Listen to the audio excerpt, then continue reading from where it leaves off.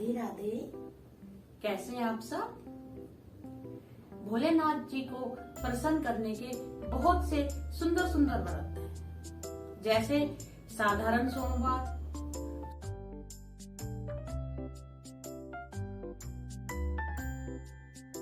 सोलह सोमवार, शिवरात्रि और त्रयोदशी उर्फ प्रदोष व्रत। इन सब में हर व्रत अपने आप में बहुत ही चमत्कारी है। भोलेनाथ तो वैसे ही थोड़ी सी ही भक्ति से प्रसन्न हो जाते हैं। यह जो त्रयोदशी अथवा प्रदोष व्रत है, यह बहुत ही चमत्कारी व्रत है। सूर्य जी इस व्रत की महिमा बताते हुए कहते हैं, एक प्रदोष व्रत करने से हमें 100 गौदान जितना फल मिलता है।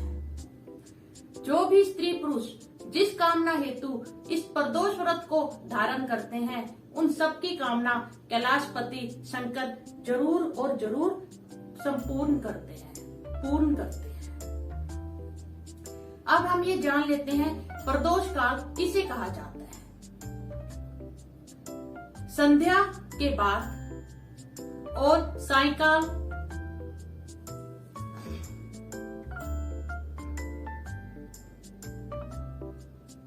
अब हम ये जान लेते हैं प्रदोष काल कब होता है। सायंकाल के पश्चात और रात्रि आने से पूर्व जो बीच के समय का, जो संध्या के समय का वक्र होता है, उसे प्रदोष काल कहा जाता है। या दूसरे शब्दों में 1.5 घंटा सूर्यास्त से पहले और 1.5 घंटा सूर्यास्त के बाद का जो समय होता है, उसे प्रदोष काल कहा जाता है। त्रयोदशी व्रत में प्रदोष काल में भोलेनाथ की भक्ति करने की बहुत ही महिमा है।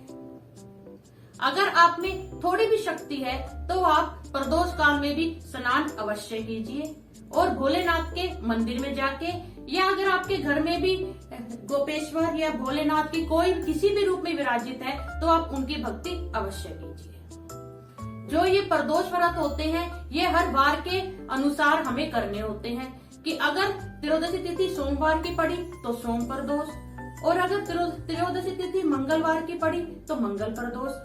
ऐसे ऐसे आगे जो चक्र है ये चलता रहता है।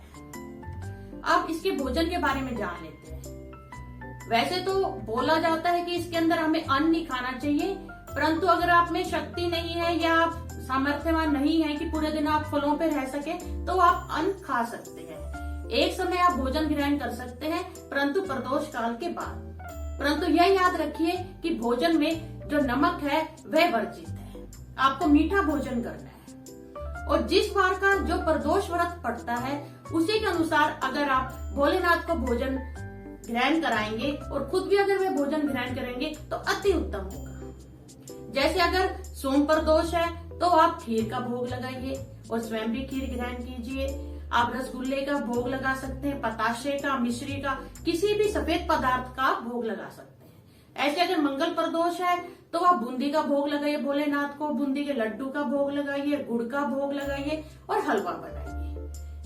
इसी क्रम से अगर आपका बुधवार प्रदोष पड़ता है तो उसमें आप मीठे, आप या तो लड्डू ले सकते हैं, जो मूंग दाल के लड्डू आते हैं वो ले सकते हैं, या घिया की आप खीर बना सकते हैं, लौकी का हलवा बना सकते हैं। ऐसे अगर गुरु प्रदोष आता है तो आप बेसन का हलवा, बेसन के लड्डू, अगर शुक्र प्रदोष है तो उसमें आप खीर बना सकते हैं। कोई भी सफेद पदार्थ जो मीठा हो, ये आप भोलेनाथ को भोग लगाइए। जैसे शनि आ गया तो आप गुलाब जामुन लगा सकते हैं। काले चने तो लगेंगे नहीं क्योंकि उसमें नमक होता है। तो आप कोई भी मीठी पदार्थ का जो भोग है वह भोलेनाथ को उनके वार के अनुसार लगाइए। इससे भी उत्तम फल की प्राप्ति होगी। अब हम यह जान लेते हैं कि कौन कौन से प्रदोष व्रत करने से हमें क्या क्या फल प्राप्त होता है। सबसे पहले प्रारंभ करते हैं रवि प्रदोष से।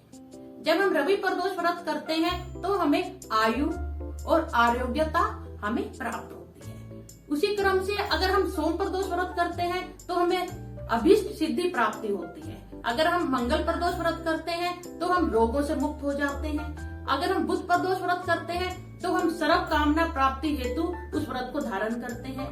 गुरु प्रदोष करते हैं तो जो शत्रु हैं उन पे हम विजय प्राप्त करते हैं। शुक्र प्रदोष करते हैं तो हमारे सौभाग्य और स्त्री की वृद्धि होती है। और अगर हम शनि प्रदोष करते हैं तो हमें उच्च पद की प्राप्ति होती है। इस प्रकार इस क्रम से हमें इन प्रदोष व्रत के फल प्राप्त होते हैं। चलिए अब मैं आपको उद्यापन के लिए बता देती हूँ। उद्यापन जो आपको करना है तो कम से कम जो सौभाग्यवती स्त्रियां हैं या जो पुरुष हैं कम से कम 11 प्रदोष व्रत अवश्य धारण कीजिए।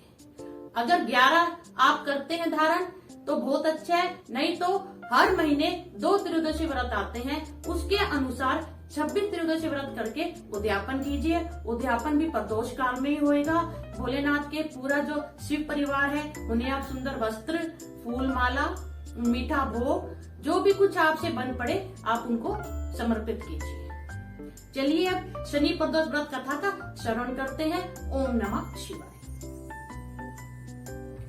गर्गाचार्य ऋषि श्री सूर्य जी से हाथ जोड़ के बोले, प्रभु आपने भोलेनाथ की प्रसन्नता हेतु सभी प्रदोष व्रत की कथाओं का हमसे वर्णन किया है। अब हमें कृपा कर शनि प्रदोष व्रत कथा का श्रवण कराइए। तब श्री सूर्य जी बोले, हे ऋषिवर, आप भोलेनाथ और माता पार्वती के चरणों में अत्यंत प्रेम रखते हैं, इसलिए ही आप सुंदर सुंदर प्रदोष कथाओं का मुझसे कथा करने को, विचार करने को कहते हैं। तब श्री सूर्य जी महाराज जी शनि प्रदोष व्रत का गर्गाचार्य ऋषि जी से बखान करने लगे। सूर्य जी बोले, पौराणिक कथा के अनुसार एक नगर में एक अत्यंत दरिद्री ब्राह्मण की पत्नी रहती थी। वह निर्धनता से बहुत ही दुखी हो चुकी थी।